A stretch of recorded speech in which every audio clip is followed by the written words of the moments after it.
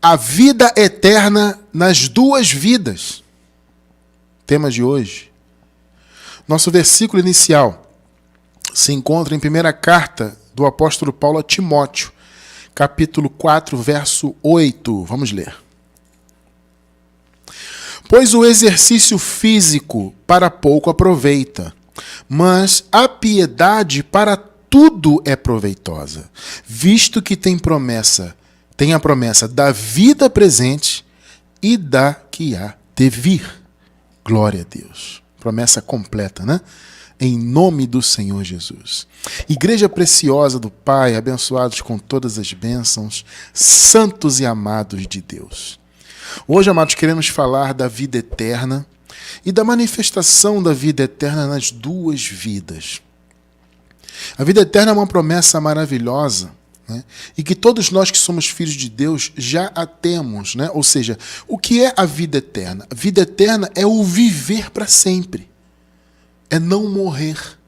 E isso para nós, meus amados irmãos, que vivemos já no tempo da graça totalmente estabelecida, ou seja, não há período de transição algum, nós já vivemos na graça, né? Isso para nós é pleno. Mas, irmão Cristiano, como assim? Não estou entendendo. Quer dizer que antes não era tão pleno? Sabe por que não era tão pleno isso? Primeiro, antes da cruz. Vamos falar de antes da cruz, né? Antes da cruz havia morte total. Só não havia morte biológica, né? Enquanto a pessoa não morria, obviamente, né?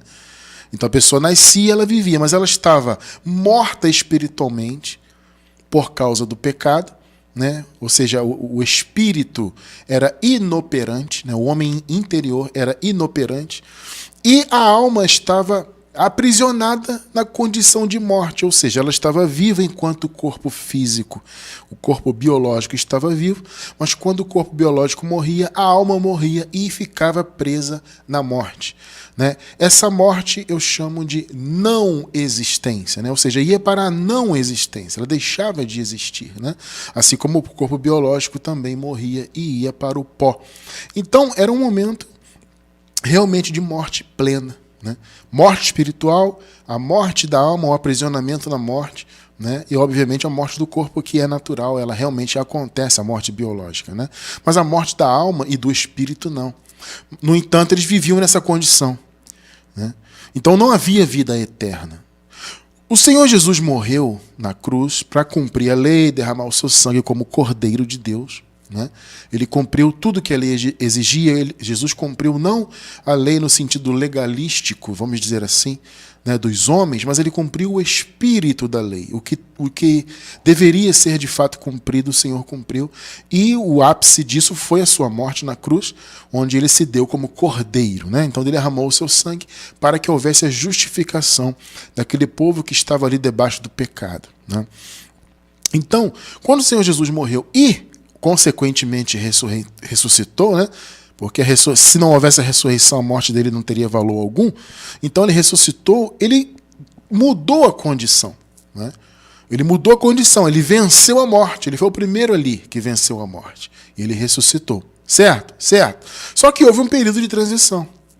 Naquele período da morte e ressurreição de Jesus até a sua vinda, posteriormente no ano 70, houve um período de transição. E as pessoas, quando morriam nesse período, elas ainda ficavam presas à morte. O espírito já havia sido vivificado, né? O Paulo fala, nós fomos vivificados, nós que estávamos mortos em pecados e delitos. O Senhor nos vivificou. Então, espiritualmente, aqueles que tinham seus espíritos antes da cruz inoperantes, passaram a ter o seu espírito vivificado, operante, principalmente a partir da descida do Espírito Santo, né? Onde o Espírito Santo de Deus veio habitar no espírito de seus filhos, né? Então, ali, nesse caso, o povo se tornou um espírito com Deus, o espírito passou a estar vivo, né? Então, vida espiritual, porém a alma, quando o corpo biológico morria, ainda seguia presa na morte. Mas, irmão Cristiano, por quê? Justamente, era um período de transição. A lei ainda era cumprida, né? O antigo pacto ainda estava ali, não em vigor no seu sentido original, né? Porque a lei ela teve um sentido original de quê? Primeiro, como nós vimos recentemente, né? No nosso último estudo, inclusive um estudo mais recente, anterior a esse, né? Foi anterior a esse, agora eu não estou lembrado, mas se não foi o anterior, é um estudo bem recente que nós vimos essa questão da lei, né? Que a lei ela foi dada para ser um ministério de morte, ela veio para trazer morte e condenação, tá? E ela teve também um segundo objetivo, que era conduzir o povo até que Cristo se manifestasse, né? Então a lei veio para matar espiritualmente o homem, né? Para ser um ministério de morte e condenação, e para conduzir o povo até Cristo. Cristo foi o fim da lei, e ali então acabou aquela dispensação. Então, o sentido original da lei acabou em Cristo, em especial a partir de sua morte e ressurreição. Porém, a lei ainda estava, vamos dizer assim, entre aspas, de pé, funcionando naquele templo maldito, aquele templo religioso dos judeus. O que era oferecido naquele templo, amado, mantinha a lei funcionando, ainda que o seu objetivo original já tivesse se cumprido. Mas ali os dízimos eram oferecidos, os sacrifícios eram oferecidos, né? Sacrifícios de animais, as abluções, que eram as lavagens por meio da água, né? Os batismos judaicos, né? Ainda eram feitos ali, toda aquela sorte de mandamentos, né? De ordenanças, de cerimônias, né? Então o ministério levítico, tudo aquilo funcionava e, consequentemente, os pecados ainda eram lembrados, né? Porque quando se oferecia os sacrifícios, era uma lembrança dos pecados. Ora, Jesus já havia aniquilado o pecado na cruz, porém os pecados ainda eram lembrados, né? Ainda havia sacrifícios por eles. Então aquilo era uma maldição, meu irmão. Uma maldição, né? Então o povo ainda, por causa desse período, vivia ainda essa angústia de morrer e sair da existência. O espírito voltava para Deus, porque esse é o destino do espírito. O espírito, o homem interior, ele é um elemento de Deus em nós. É o que nós chamamos metaforicamente de DNA de Deus, né? Então é o nosso elemento divino. Esse é o termo que eu costumo usar para explicar um pouco melhor isso, né? O nosso elemento divino, o homem interior, esse voltava para Deus. Mas a alma ainda ficava presa na morte. Por quê? Porque a ressurreição definitiva foi na vinda, no ano 70. Ah, irmão Cristiano, eu não estou entendendo, amado. Que história é essa de ano 70? Irmão, olha só, eu não vou entrar nisso hoje, obviamente. Esse não é um assunto hoje. Mas eu vou deixar embaixo do vídeo no YouTube, para quem não assistiu ainda, os nossos, atualmente, 12 estudos de escatologia consumada. Você vai entender que a parousia de Jesus prometida, né, profetizada, ela já aconteceu, tá? O juízo já veio, tudo já está consumado, tá bom? Então, mas não se desespere com isso. Mas, irmão Cristiano, como assim? Assista esses estudos. Nós estamos atualmente no final de agosto de 2020. Hoje, o dia que estamos gravando ao vivo aqui, é dia 30 de agosto de 2020. Atualmente nós temos 12 estudos. Temos uma base muito boa. A gente pretende futuramente fazer outros estudos, se assim Deus permitir, tá? Se você tiver já há muito tempo no futuro assistindo a esse estudo atual, talvez você encontre até outros estudos já. Mas atualmente temos 12. Assista, se você não sabe do que eu estou falando, do ano 70, vinda de Jesus, assista para você entender bem isso. Houve então um período de transição da ressurreição de Jesus até esse ano 70, onde o juízo sobre Israel veio, onde a vinda do Senhor se consumou e a ressurreição aconteceu. Tá? Nós nascemos depois de tudo isso. Entende? Nós já nascemos com o espírito vivificado e com a nossa alma livre da morte eterna. Porque Jesus fez isso por nós. A nossa experiência como igreja é totalmente diferente, né? É totalmente diferente. Então, por isso que eu disse no início que para nós isso é pleno, porque nós nunca veremos a não existência. A vida eterna para nós é constante. Nós nascemos nesse mundo vivos espiritualmente, vivos no corpo, vivos na alma, e assim vamos continuar. A vida eterna já é uma realidade, entende? Aqueles irmãos daquela época lá, das cartas de Paulo, da igreja primitiva, e principalmente quem viveu antes da cruz, eles viveram a transição desses períodos. Então eles ainda experimentaram a não existência, obviamente aqueles que morreram antes, né, da ressurreição, eles experimentaram um período, ainda que breve, da não existência, mas eles ressuscitaram. E eles já alcançaram então a vida eterna prometida. Para nós, repito, isso é ainda mais maravilhoso e profundo, porque nós nunca experimentaremos a não existência. Entende? Porque já nascemos depois de toda a obra consumada. Repito, já nascemos com o Espírito vivificado, o Espírito Santo habita em nós, a nossa alma está viva e assim vai continuar. Tá? É evidente que, também não vou entrar muito nisso hoje, mas é evidente que a alma vai passar por uma restauração, obviamente, né? Porque a palavra diz que a carne e o sangue não podem herdar o reino de Deus. Então, aquilo que a carne e o sangue impingiu em nossa alma nessa vida, obviamente isso vai ser extirpado de nossa vida. Tá? Então, a alma vai ser restaurada, o que é da carne e do sangue não entra no reino, mas a alma vai permanecer viva porque é promessa de Deus, é vida eterna. Vida eterna, irmão, é viver para sempre no paraíso. Eu vou repetir, vida eterna é viver para sempre. Por isso que a palavra diz vida eterna, já está claro. Então, o teu chamado, o meu, o nosso, é vivermos eternamente no paraíso com o Senhor. Estamos passando um período aqui, nesse mundo material, por obra e graça do Senhor, porque Ele quis assim. Cristiano falou assim, por que eu tive que passar por aqui, amado? Só Deus sabe. Talvez, eu acredito que Ele possa lhe responder isso na eternidade. Tá? Mas agora ninguém tem resposta. Por quê? Deus sabe os porquês. A palavra diz que as coisas ocultas pertencem a Deus. Então há entendimentos, há coisas que são ocultas, que só pertencem e só cabem a Deus saber. Mas o fato é que nós nos manifestamos aqui e isso foi pela vontade dele, obviamente.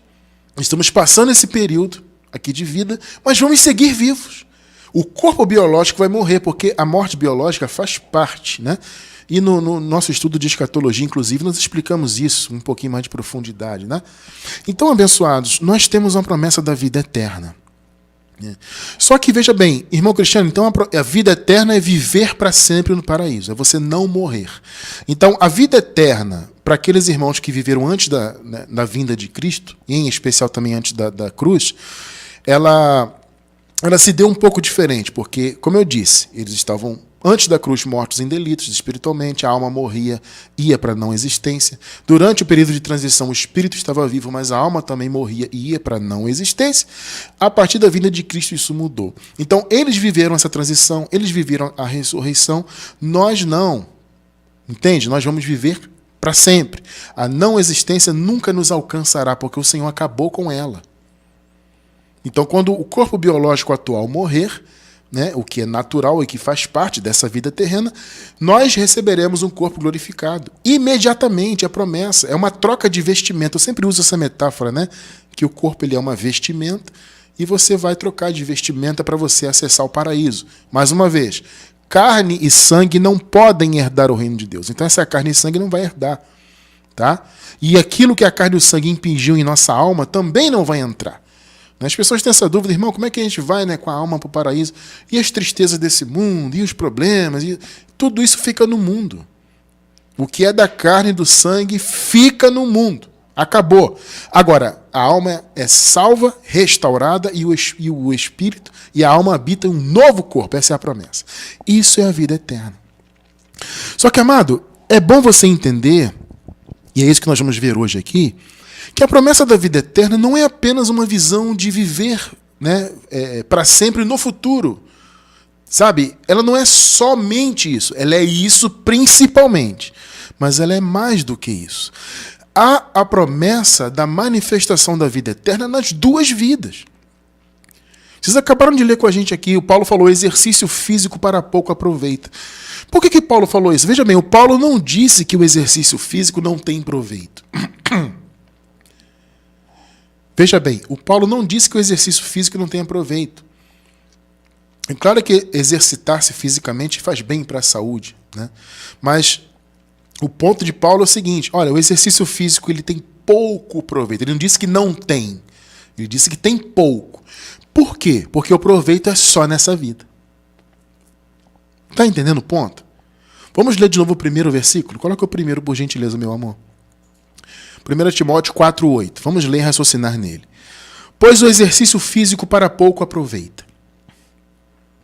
Pegou aí, né? Veja, não é que não tem proveito, é para pouco aproveita.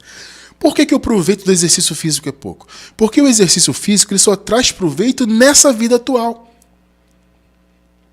né? Se você faz o exercício físico, ele vai trazer proveito para você nessa vida atual, né? Uma saúde melhor, etc., bem-estar, enfim. Tá? Agora, Paulo deixa claro, a piedade para tudo é proveitosa. O que é a piedade? A piedade, amado, é a devoção. A piedade seria, então, o exercício espiritual. Então, aqui o Paulo faz um paralelo. Exercício físico e exercício espiritual. Que a piedade é a devoção, é o envolvimento profundo com o reino de Deus, com as obras do reino de Deus, com o chamado que Deus tem para a nossa vida, tá? É você ser útil profundamente ao reino. Isso é a piedade, a pessoa piedosa. Então, o que é a piedade? Poderíamos traduzir também por exercício espiritual, pois o exercício físico para pouco aproveita. Mas o exercício espiritual, a piedade, a devoção a Deus, para tudo aproveita. Por quê? Porque a piedade, diferentemente do exercício físico, ela traz consequências nesta vida, visto que tem a promessa da vida presente e da vida que há de vir. São duas vidas. Você percebeu que você tem duas vidas? É a vida atual na carne e a vida futura no paraíso. O exercício físico traz proveito para essa vida. Ele é pouco proveito, porque é só para essa vida. Mas a piedade, ela traz consequências boas para as duas vidas. Para a vida atual, para a vida futura. Né? A vida futura é o quê? Como eu falei, é a vida eterna. Você já tem a vida eterna e você vai usufruir dessa vida eterna. Por quê? Porque você é uma pessoa piedosa. Irmão Cristiano, então você está dizendo que a vida eterna vem pelas obras? Não, amado, não vem. A vida eterna é um dom gratuito. A gente já vai entender isso aí. Só que existe uma manifestação dessa vida eterna que é nessa vida. E essa manifestação da vida eterna na vida atual, essa sim vem por meio das obras. Por quê? Porque ela é uma consequência do que você planta. Então, a obra que você faz, então vamos lá, você faz uma boa obra. Você vai colher o galardão, que é a promessa de Deus na eternidade, mas você vai colher também nessa vida. Pegou? O exercício espiritual, a piedade, fazer a obra do Senhor, o chamado de Deus, amar o próximo, fazer o bem, né? Enfim, você já sabe, eu não vou entrar em detalhes disso. Você sabe o que são as boas obras que Deus preparou para nós de antemão. Se envolver com isso é ser piedoso. Consequentemente, você vai ter a vida eterna, porque já é normal do Filho de Deus ter a vida eterna. E você vai ter a vida eterna e vai ter o galardão na eternidade. Só que há colheitas nessa vida atual. Por isso que o tema de hoje é esse, a vida eterna nas duas vidas. Na vida futura, que é viver para sempre no paraíso, e usufruir do seu galardão, que Deus vai lhe dar, tá? Mas também é você viver as consequências dessa vida na vida presente. Isso é maravilhoso, amado. Então, o texto que acabamos de ler deixa muito claro. Há duas vidas e há promessa de Deus para quem é piedoso para essas duas vidas. Então, veja, nós defendemos fortemente a ideia de que se tem que buscar o galardão. Né? O galardão é um adendo. Ele é um algo a mais. Deus vai nos dar, já nos deu, né? A vida eterna. Nós vamos tomar posse dela no paraíso com o corpo glorificado, salvos sempre salvos, né? E Deus também vai nos dar um galardão pelas obras, né? E é importante você buscar isso, né? Muitas pessoas não valorizam, muitos até que recebem a palavra da graça, elas têm um pensamento errado, né? Já que não tem que fazer nada, agora estou na graça, estou livre, não esquento para galardão, não. Não, tem que esquentar sim, tem que desejar, tem que querer. Porque a palavra diz, irmão, que Deus é um Deus galardoador. Deus ama galardoar o seu povo. É projeto de Deus para nós nos dar galardão. Então você buscar o galardão é promessa de Deus. Tá? Então é importante você ter isso em mente. Né? Veja só, 1 Coríntios 3:8. Ora, uma só coisa é o que planta e o que rega. E cada um receberá o seu galardão. Galardão no grego significa recompensa, salário, né? Poderia ser traduzido por salário, né? Uma recompensa pelo seu trabalho. Então, cada um receberá o seu salário, o seu galardão, a sua recompensa pelo seu trabalho, ou seja, segundo o seu trabalho. Então, se você trabalhou X, você recebe X. Se você trabalhou Y, recebe Y. É maravilhoso, né? Isso é justiça de Deus. É a mesma coisa numa empresa. Se você trabalha numa empresa 8 horas por dia, você vai receber no final do mês por 8 horas trabalhadas. Se você trabalha numa empresa idônea e correta e você trabalha mais do que as 8 horas, você vai receber uma hora extra. Então, quem faz mais horas extras vai ganhar mais salário. Entende o conceito? Então, é segundo o seu trabalho. É importante você buscar isso. Repito, isso agrada a Deus, né? Deus ama galardoar, recompensar. Deus é galardoador. Então é importante você se preocupar com isso. Porque o galardão, na verdade, ele é uma justiça de Deus. Tá? Eu vou deixar embaixo do vídeo no YouTube um estudo sobre galardão. Eu não vou me aprofundar muito hoje, mas nós temos um estudo que fala um pouquinho mais profundamente. Eu vou deixar embaixo do vídeo no YouTube algum estudo, não lembro o tema agora, mas nós temos aí estudos sobre galardão, vou deixar embaixo do vídeo. Então, o galardão, ele opera a justiça, porque, veja bem, é aquilo que eu sempre digo, os filhos de Deus são salvos. Tá? Todos os filhos de Deus, os eleitos, são salvos. A boa semente, toda a boa semente é salva. Mas, nem todos os filhos trabalham igual. Tem filho que trabalha mais, tem filho que trabalha menos. Tem filho que nem trabalha nada. Então, o galardão vai operar a justiça. Todos os filhos são salvos? Todos são. Mas aquele que trabalha mais ganhará mais galardão. Ou seja, o galardão vai operar a justiça, porque Deus é justo. Quer dizer, todos são salvos, aí um trabalha mais, outro menos, e os dois recebem igual? Não, o Senhor é justo. Todos os filhos são salvos, mas quem trabalha mais, ganha mais. Hebreus 6:10, eu vou ler aqui a Nova Versão Internacional. Olha só o que Paulo fala aqui. Deus não é injusto. O que eu acabei de falar, né? O Senhor não é injusto, Ele é justo. Ele não se esquecerá do trabalho de vocês e do amor que demonstraram por Ele, pois ajudaram os santos e continuam a ajudá-los. Então, você está vendo? O amor da igreja pelo povo de Deus é amar o próprio Deus. Entende? Então Deus, ele é galardoador. Então Deus não é injusto, Ele é justo. Ele não vai se esquecer do seu trabalho. Ou seja, o que essa palavra está dizendo em outras palavras? O Senhor vai recompensá-los pelo que vocês estão fazendo. Porque Ele não é injusto.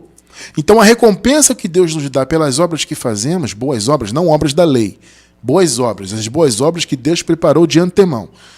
O Senhor não é injusto. Quando você as pratica, Ele vai te recompensar. A palavra diz, amado, que Deus, olha só, a coisa é tão profunda, que a palavra diz que Deus não se esquece nem de um copo com água que você dá para um eleito dele. Percebeu a profundidade disso? Um copo com água que você dá para um eleito de Deus, você será recompensado. E a promessa, como nós lemos no primeiro versículo, é para as duas vidas. Essa recompensa, esse galardão é para as duas vidas. É para a vida futura, onde você vai viver a vida eterna e receber o seu galardão, e também na vida presente, você colhe o que você planta. É importante nós entendermos que o Senhor quer nos galardoar. E é importante, portanto, nós buscarmos isto. Deus se agrada disso. Entende? E há promessa, então, para as duas vidas. É importante você entender que você, plantando hoje, você vai colher muito mais no paraíso, mas você também vai colher nesta vida. Gálatas, capítulo 6, versículo 8. Vamos ver. Aqui o Paulo fala das duas vidas. Olha só. Aliás, perdão. Aqui Paulo fala da colheita nesta vida. Gálatas 6, 8. Porque o que semeia na sua carne, o homem que semeia na carne, da carne ceifará a corrupção. Mas o que semeia no Espírito, do Espírito ceifará a vida eterna. Observe bem esse versículo. O que semeia na carne, da carne colhe a corrupção. Então Paulo está falando de quê? Ele está falando dessa vida. Se ele está citando a carne, obviamente ele não está falando da eternidade. Na eternidade não entra carne e sangue. Ele está falando dessa vida aqui. Então se você semeia nessa vida, você semeia a obra da carne, dessa carne você vai colher a corrupção. Você vai colher os males inerentes a essa carne. Entende? Faz o mal, colhe o mal. Mas o que semeia no Espírito, do Espírito colhe a vida eterna. Então, se Paulo está falando dessa vida de colher da carne, ele está dizendo o seguinte: olha, você pode colher nessa vida ou da carne ou do Espírito. Do Espírito você vai colher a vida eterna. Aí você pergunta assim, mas irmão Cristiano, como é que pode, né, falar em colher do Espírito nessa vida, se a vida eterna é só no paraíso? É aí que está o ponto de hoje. A vida eterna, ela não é apenas a vida que vamos viver para sempre no paraíso. E todos os benefícios disso, e o galardão, etc. A vida eterna não é só isso. Ela se manifesta nesta vida. Se você plantar obras do Espírito, você vai colher o fruto do Espírito. Percebeu o ponto? Então, nessa vida, você tem dois caminhos, nessa vida atual. Ou planta na carne, ou planta no Espírito. Se planta na carne, vai colher corrupção, destruição, tristezas, angústias e tudo mais. Tá? Ou seja, você vai colher o mal além do que o mundo já oferece. Porque, veja bem, independentemente, meu irmão, de você plantar o mal, o mundo em si só já é mal. Há males naturais do mundo. Né? E muitas das vezes, mesmo sem plantar alguma coisa, nós vivemos eventualmente um ou outro desses males. Ah, Cristiano Francisco, isso é uma palavra muito dura, eu não gosto de ouvir. Ué, irmão, eu tenho que falar a verdade. Eu não posso falar para você só o que é gostoso para agradar os seus ouvidos. Eu tenho que falar a realidade.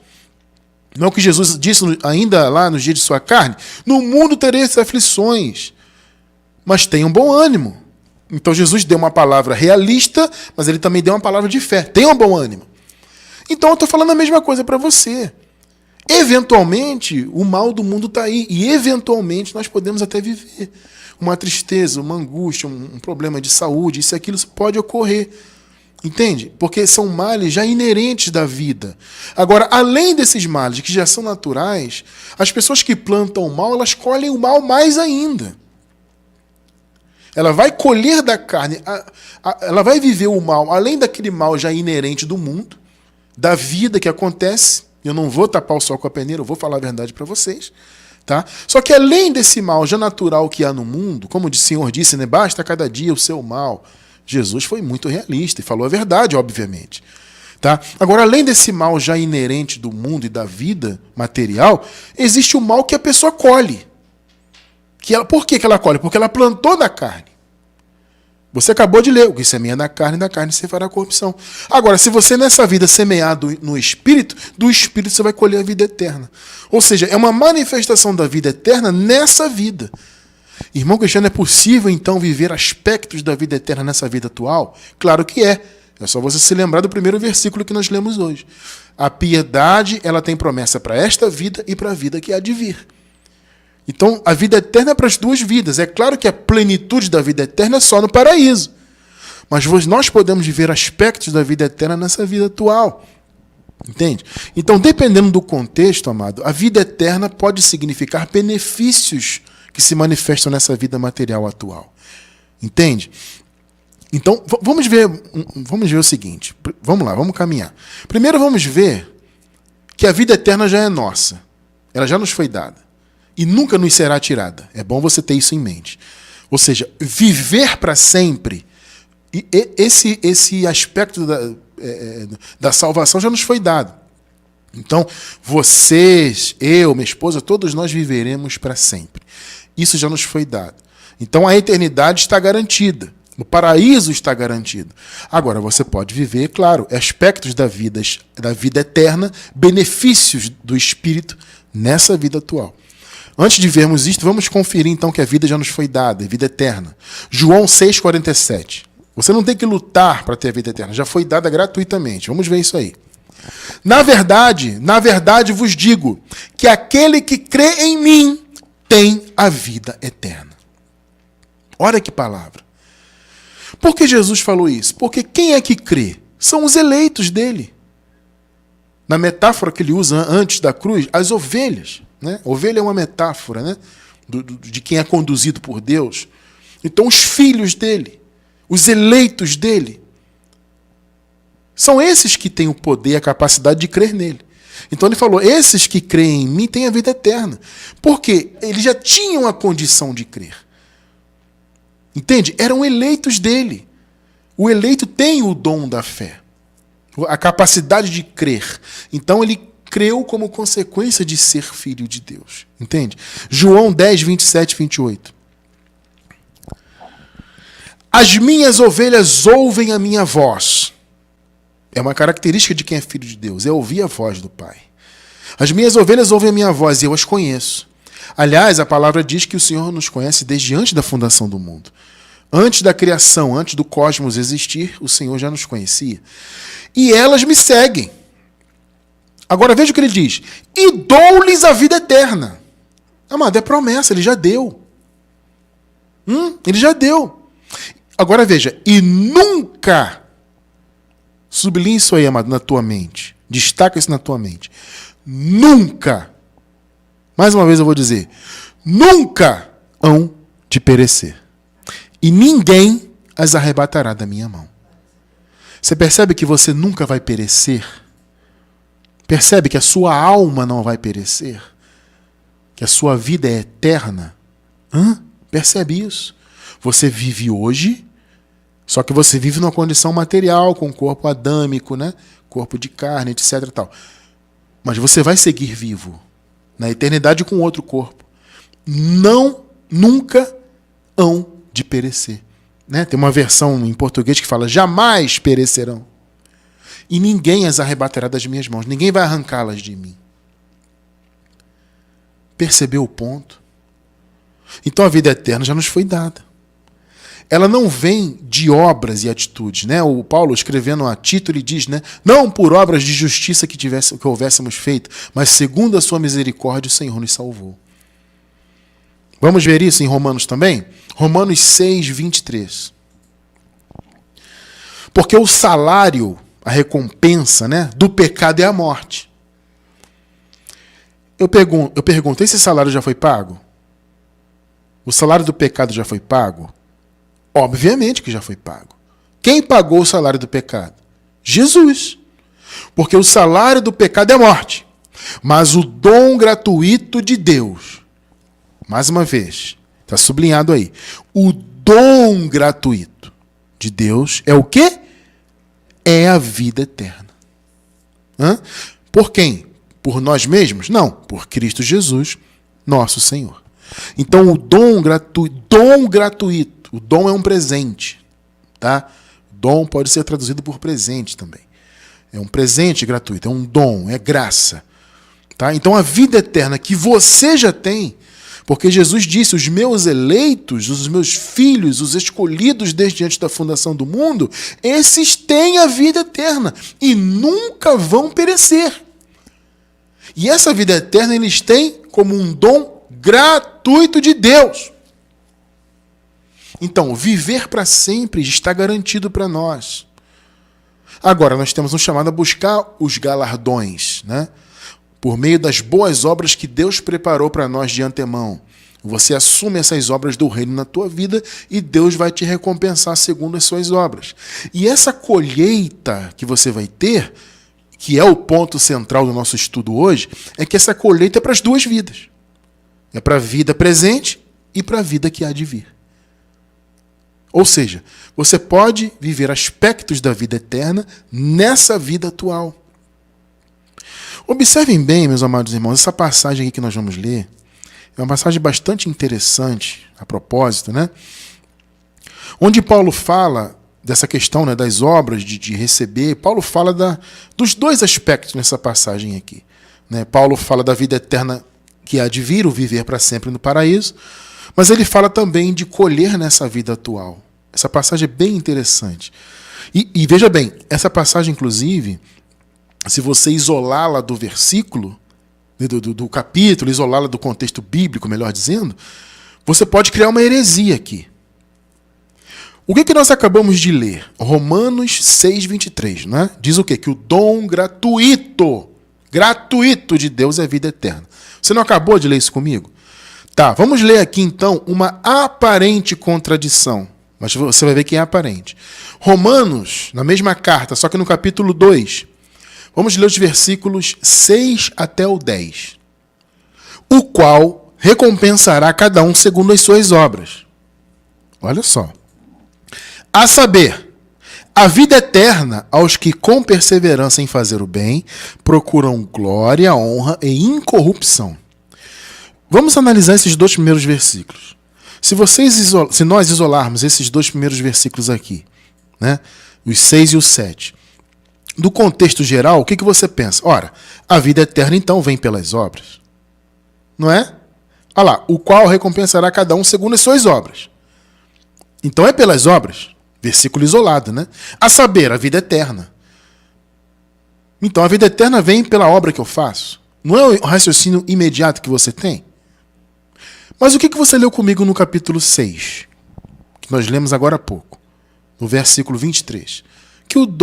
Que a vida eterna é um dom gratuito de Deus.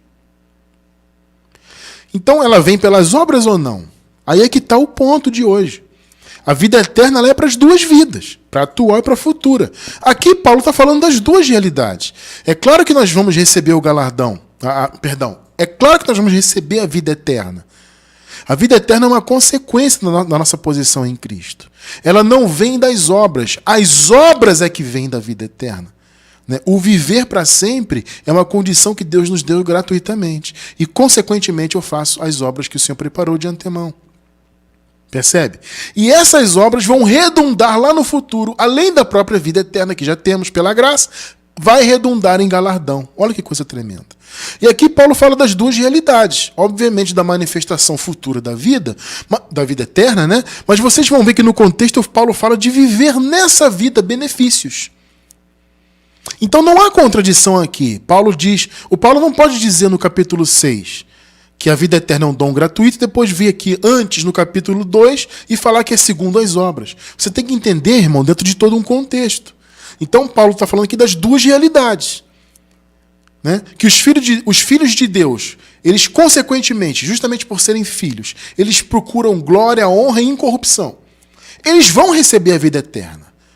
Mas eles vão também viver as consequências dessas boas obras nessa vida.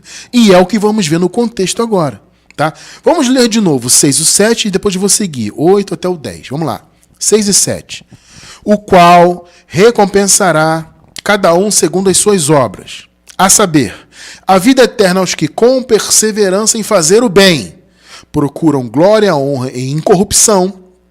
Versículo 8. Mas a indignação e a ira. Por que Paulo falou isso aqui, amado? Porque eles estavam ainda antes da ira. A ira de Deus se manifestou no ano 70, na vinda de Cristo, no juízo.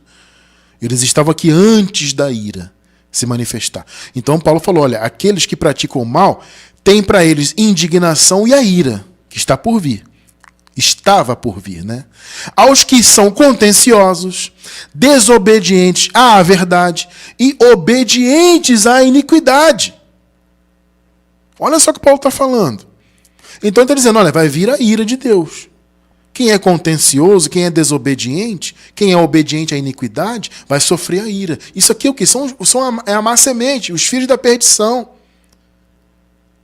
Agora, aqueles que são filhos e, consequentemente, procuram glória, honra e corrupção, vão receber a vida eterna. Porque já é uma consequência natural do Filho de Deus. Mas, nessa vida também há consequências. E aí que entra os versículos 9 e 10. 9. Veja só. Tribulação e angústia sobre toda a alma do homem que faz o mal. Pegou aí? O Paulo está falando de quê? Que aquele que pratica o mal, ele vai receber nessa vida o quê? Tribulação e angústia. Né? Além da ira que estava por vir, né? A indignação, o juízo, nessa vida é uma vida de quê? Tribulação e angústia sobre toda a alma do homem que faz o mal. Primeiramente do judeu e também do grego, ou seja, do gentio. Por que primeiramente do judeu? Porque os judeus receberam de Deus a incumbência da lei. Os judeus receberam primeiro, né, o culto pertencia a eles, né, os mandamentos, a relação com Deus por meio da lei foi dada aos judeus. Entende? Então a responsabilidade do judeu é maior. Por isso que Paulo fala, primeiramente do judeu, mas também do gentio. É de todos, na verdade.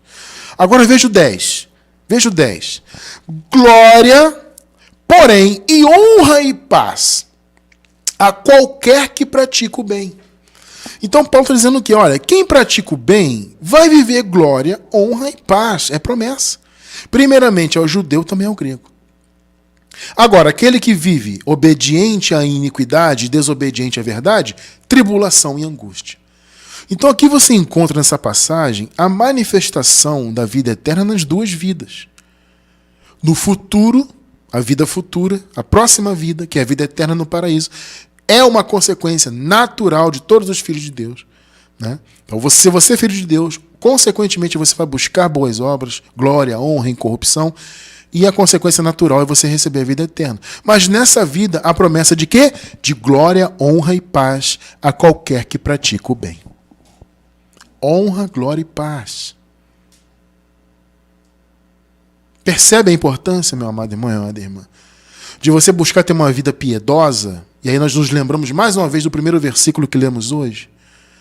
O exercício físico para pouco aproveita, porque o proveito dele é só nessa vida. Mas o exercício espiritual, a piedade, ela é proveitosa para tudo. Ela é proveitosa para essa vida, porque tem promessa para essa vida e para a vida que há de vir. A vida eterna, ela pode se manifestar, ela vai se manifestar na eternidade, na vida eterna, com o corpo glorificado, aquela coisa toda, paraíso, glória a Deus, amém. Mas ela também pode se manifestar nessa vida. Glória, honra e paz a qualquer que pratique o bem. Entende?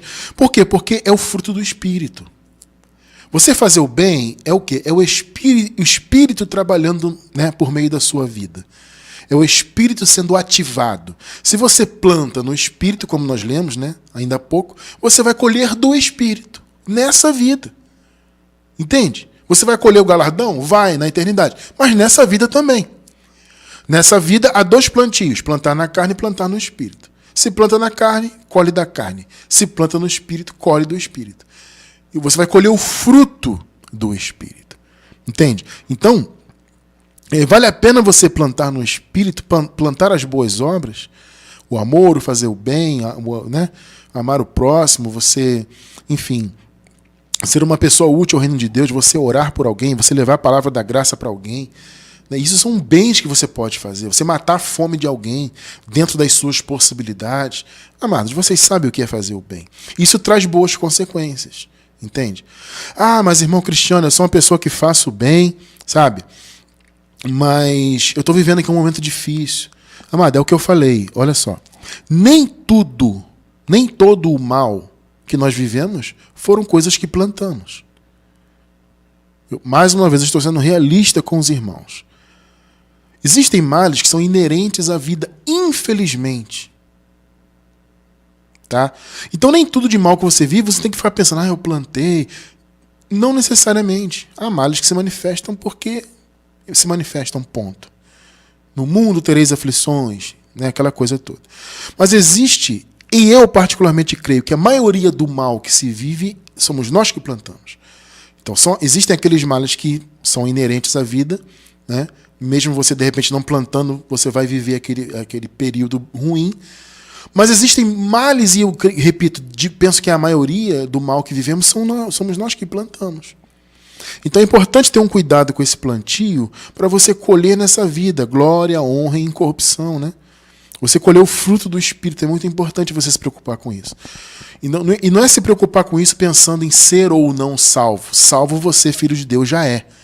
Mas é você pensar nisso primeiro, como eu falei no início, você se preocupar com o galardão, com a recompensa que Deus quer nos dar, Ele é galardoador.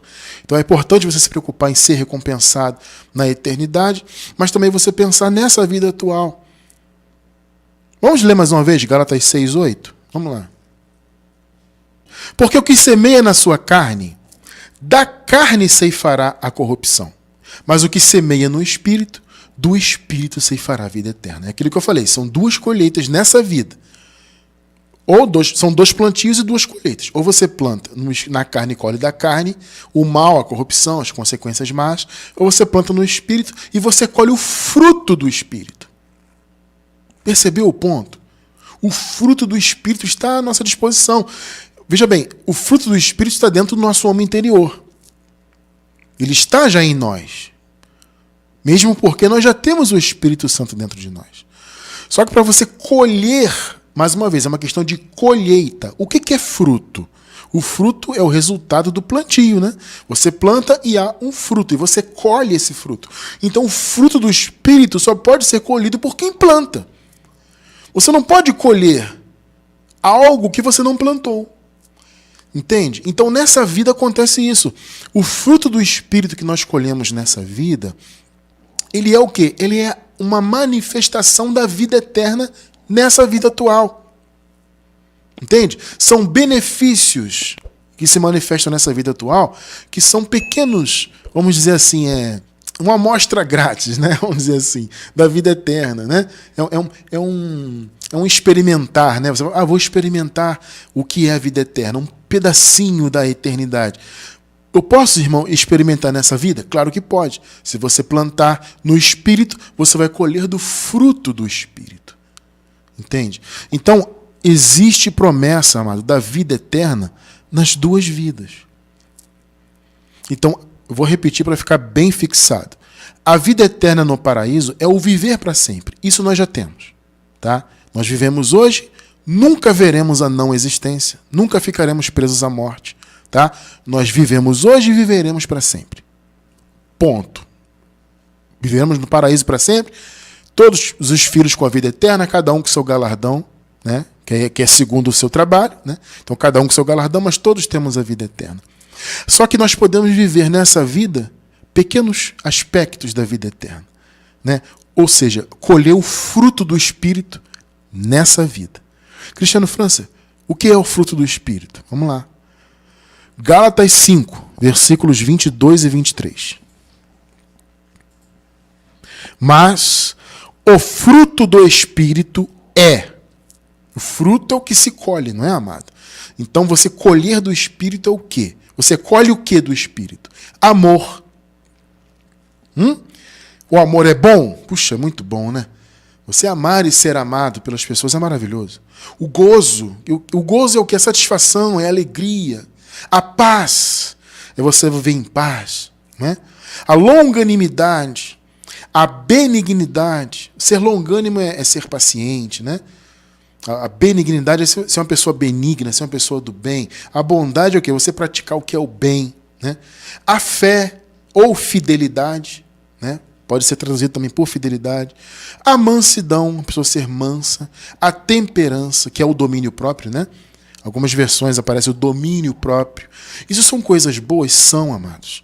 É muito bom você amar e ser amado. É muito bom você sentir gozo. É muito bom você ter paz, longanimidade, benignidade. É muito bom você ter o domínio próprio. E o Paulo diz aqui, contra essas coisas não há lei. Não precisa de lei para regular isso, entende? Por isso que o Espírito, amado, se opõe à lei. Entende? Ou você é guiado pela lei ou você é guiado pelo Espírito. Se você é guiado pelo Espírito, você colhe os frutos do Espírito. E contra isso, para regular o fruto do Espírito, não precisa de lei. Para que lei? Você vive pelo Espírito. Por isso que Paulo fala, os filhos de Deus, esses são guiados pelo Espírito. Ou melhor, ele diz, os que são guiados pelo Espírito, esses são filhos de Deus. Para falar de maneira mais correta, né?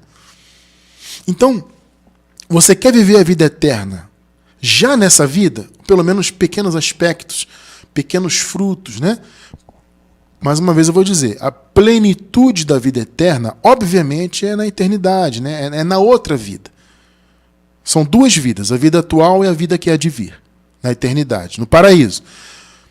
A plenitude da vida eterna é lá no paraíso.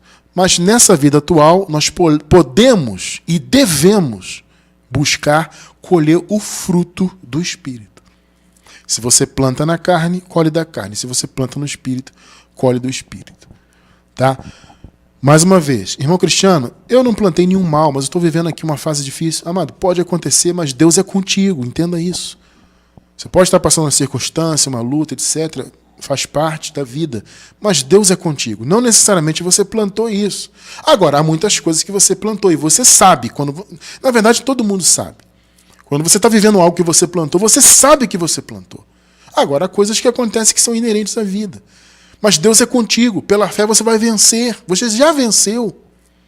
E pela fé vai se manifestar essa vitória. Entende isso? Tá? E mesmo você que plantou o mal e está colhendo, qualquer dia desse essa colheita vai acabar também. E aí é só você cuidar para não plantar outras coisas más e seguir plantando coisas boas.